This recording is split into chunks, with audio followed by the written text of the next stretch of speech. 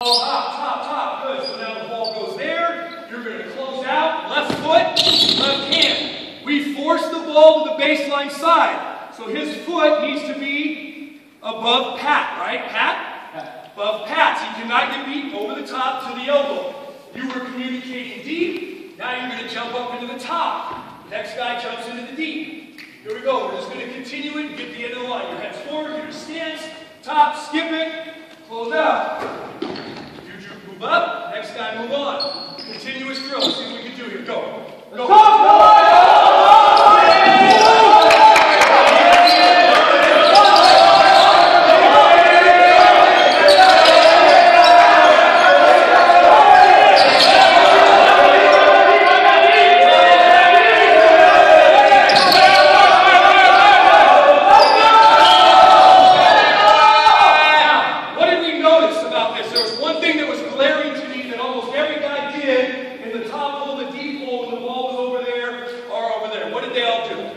Turn their head. Huh? Turn their head. Turn their head. They all stare at the ball. This is one of the biggest things that we deal with even at our level, staring at the ball. I want to be looking forward, having an imagination, seeing the ball, seeing my man. Stuff that we've been talked about when we were really young playing this game, but this is a hard habit to teach. So we'll stop it, we'll correct it. Now when you get up there, the cue you're going to hear from me is keep your head straight, see both ball and your man. One more time. Here we go.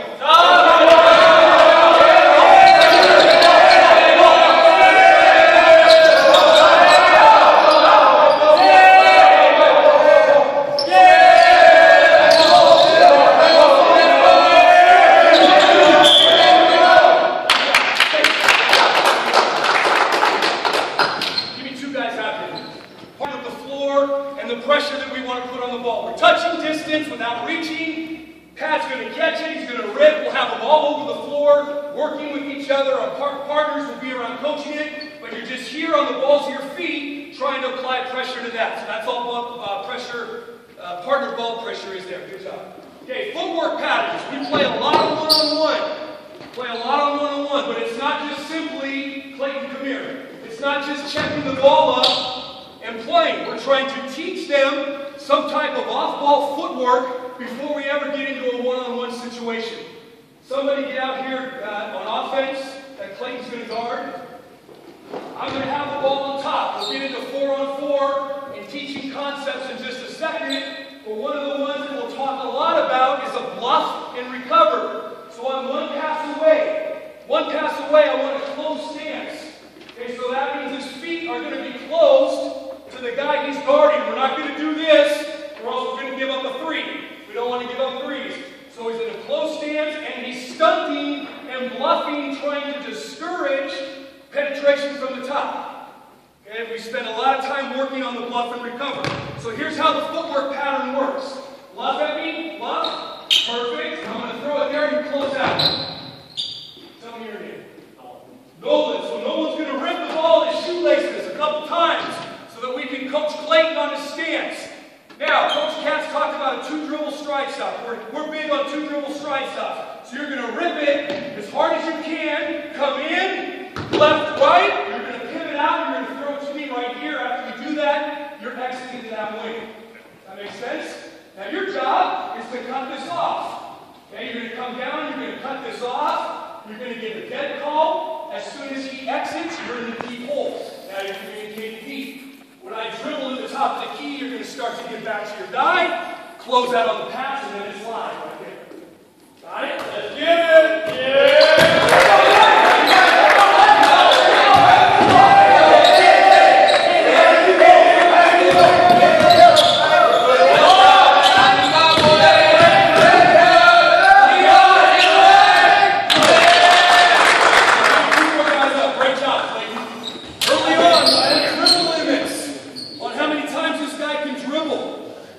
About 13 years ago, Coach, I heard you speak at a Logan College. Talked about the 1-1-3, rotating, great quick. One of the things that stuck with me that Coach Dunlap said in terms of ball pressure is that if you're going to ask your guys for maximum ball pressure, and we really pressure the wings and quarters, then you got to be okay with them getting beat off the dribble. You can't say get up in them, pressure as hard as you can, and then when a slower by, you can't jump him for that. You're sending mixed messages to him. So our philosophy is when the ball's on the wing, we do not want ball reversals. We do not want to get beat over the top with the dribble. And we want to pressure that as hard as we can. If he gets beat baseline, once we have our defense built, we should have somebody there to help. But I tell them it's okay at times to get beat baseline, but you can't get beat over the top. Are you ready, Brent? Bluff at me. Close your stance. Close it. Good. Now bluff at me. Bluff at me. Good. Close out.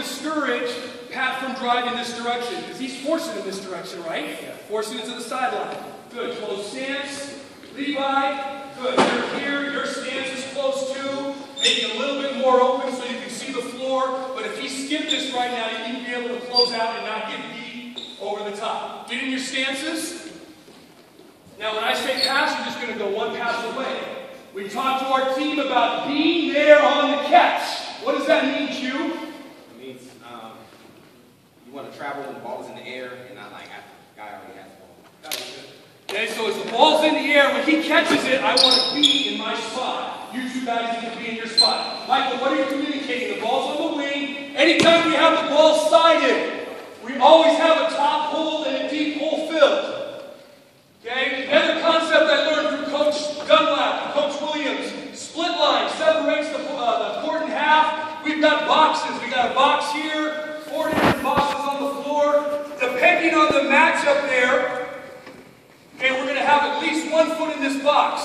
If Blaine is just an absolute jet, I might have 2 feet in this box. So you need to know who, Andrew? Lionel is guarding. Make sense? Keep your head straight. Good. Passing, react. Oh, good. Passing.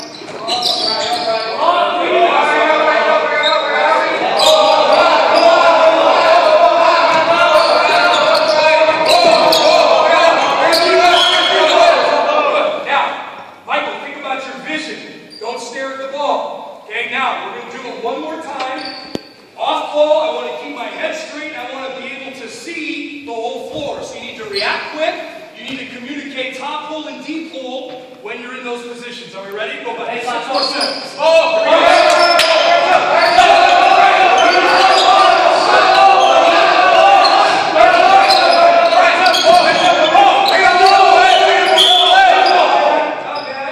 Give me 4 whites on offense. Blue to defense, white get at the end of the line. I need 4 new white jerseys on offense. Quickly, white.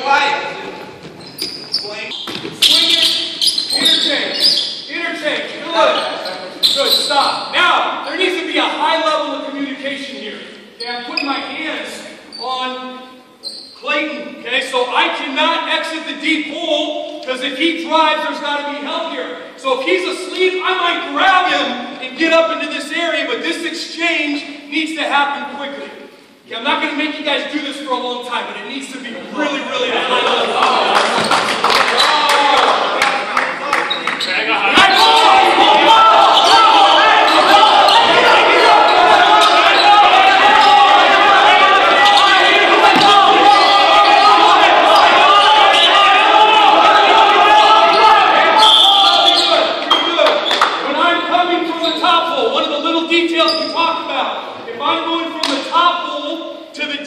I'm going to be the next line of defense. But if I go on this side, now I've created too much room. If he gets beat, I'm not there. So as I rotate from top to deep, I want to be the guy going ball side. When I'm in the deep hole, I'm bluffing and recovering. Okay, a big part of our defense is the bluff and recover. Okay, you look at the practice plan. We go from here to 5 and record. That's free throws. We record every single free throw that we take. From the beginning of the year to the next, we post it in our locker room every single day. They know exactly what their free throw percentage